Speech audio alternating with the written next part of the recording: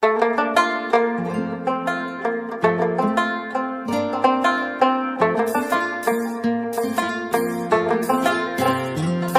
الله الرحمن الرحیم. السلام علیکم. زه یم پروفیسر ډاکټر جاوید اقبال فاروقي او تاسو ګورئ زما یوټیوب چینل هیلث ایجوکیشن. ناظرین، په وړاندې ویډیو کې مونږ دا ډسکس کړی و چې فیټي لیور ډیزیز څه ته وایي، دا ولې جوړیږي او د دې بنیادي وجوهات څه دي. نن به زمونږ دا اپډیټډ ویډیو سیریز یا ویلاګ سیریز مخکې بوزو او نن به زموږ د ډیر اهم سوال جواب لټولو کوشش کوو چې د فیټي لیور علامات څه دي. عموما خلکو ته د دې بیماری معلومات ډیر وروستو کیږي او چې کله معلومات د دې وشي یا کله دوی ته پته ولګي چې زموږ د فیټي لیور ډیزیز دی یا د دې علامات ظاهر شي، نو هلته کې جګر ته کافي نقصان رسېدلی. ناظرین، ټول نه وړاندې خو دا خبره په دې ځان په کل ضروري دي چې فیټي لیور چې دی د عموما یو خاموش بیماری ده، یعنی دا پټه بیماری ده او په شروع کې د دې بیخي څه علامات نه یا څه مشکلات سړي ته نه محسوس کیږي. سړي بالکل ټیک ټاک وي، هغه ته بالکل څه تکلیف نه. د فیټي لیور پته هلته ولګي چې کله هغه الټراساونډ وکړي یا د وینې څه ټیسټ وکړي، نو پته ولګي وایي زما ته خو فیټي لیور دی. او چې کله د فیټي لیور علامات ظاهریږي، نو په هغه وخت خبره کافي وړاندې شوي وي، بیماري کافي زیاته شوي. د دې لپاره دا ضروري دی که چاته ریسک وي، چا وزن سیوایي، چاته شوګر وي، چاته بلډ پرشر وي، چا په وینه کې کولیسټرال وي، نو هغوی ته پکار دی چې هغوی خپل وقتاً فوقتاً خپل الټراساونډ کوي یا خپل ټیسټونه کوي چې پته ولګي چې آیا هغه ته فیټي لیور شته او که نه. چې کله د بیماری شروع شي، جګر کې چربي جمع کېدل شروع شي، غوړ جمع کېدل شروع شي، نو شروع کې چې کوم علامات راځي هغه ډیر عام او ډیر معمولی غوندي. مثلا د بغیر څه وجه نه بدن خوږېدل، ستړي کېدل، ستوماني راتلل، یا په خېټه کې د خې طرف ته پختې لاندې لږ درون محسوس کېدل چې دې کې څه پراته دي، څه درونوالی دی، یا کله لږ غونده کې درد وي. کله دا هم کېږي چې لږ لوږه ختمه شي یا چې ډوډۍ خوري ډېر زر موړ شي، او کله دا هم کېږي چې ډوډۍ نه پس چې دی خېټه پړسېږي او ګیس سړي وایي زما ته ګیس دی، او کله نه کله چې دی خبره لږ کله نه پوهېدل کم شي یا داسې لږ کنفیوژن غوندې جوړېږي.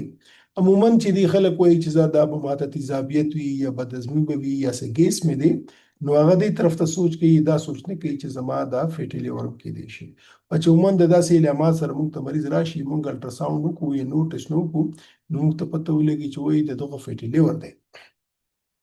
چې کله فیټي لیور بیماري یا د جګر چربۍ سوا شي، زیاته شي او لږ سټیج زیات شي، نو بیا د علامات لږ زیات واضح شي، او دا علامات کې شامل دي چې سړی بس هغه سټیم نه ختم شي، یا ستړی کېږي، خوږېږي، بدن یې دردونه کوي، د کار کولو همت پکې نه وي، د خې طرف ته د پښتو لاندې په خېټه کې درد وي، الټۍ راځي، خېټې خرابېږي، عموما ډوډۍ ته زړه نه کېږي او وزن یې بخیر د څه وجه نه کمېدل شروع شي.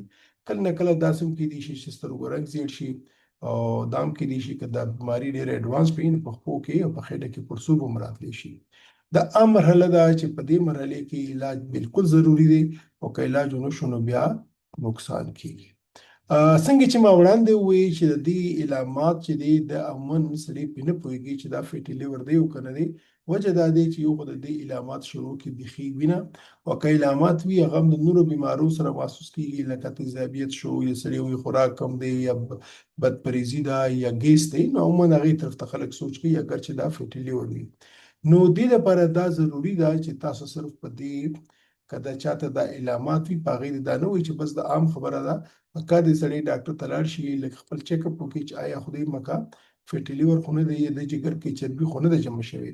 خاص طور باندې که چاته شوګر مسلې وي، چاته بلډ پرشر مسلې وي، ته چا وزن سیوایي، موټاپۍ، که چا کولیسټرول د وینې کې زیات وي، ټرایګلیسرایډ زیات وي، هغې خو د لازماً په کال کې یو ځلې یا دوه ځلې الټراساونډ او نور وینې ټسټونه یا فایبروسکین کوي چې پته لګي چې فیټي لیور شته او که نه.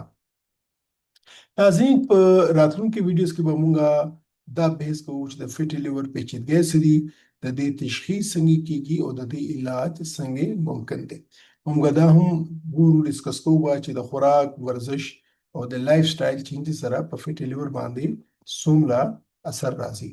خو بنیادی خبره دا ده چې لومړنۍ چې څومره زر د دې معلوماتو شي دومره زر بهتره ده او دومره زر تاسو خپل جګر بچ کولی شئ. نو ناظرین که د نن ویلاګ موږ خلاصه وګورو نو دا دی چې فیټي لیور یو عموماً دا خاموشه بیماری ده. د بیماری شروع د فیټي لیور شروع علامات دا دي چې سړی ستړی کېږي، ډوډۍ ته زړه نه کېږي، خوږېږي، بدن یې دردونه کوي.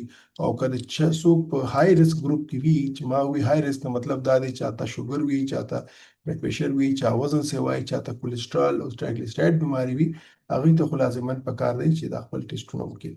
ان شاء الله د راتلونکي ویډیوز کې به موږ دا ډیسکس کوو چې که دا بیماری سوا شي نو د څه څه پیچیدګۍ کیدی شي او دا دی چې موږ دا بیماری څنګه واپس کولی شو.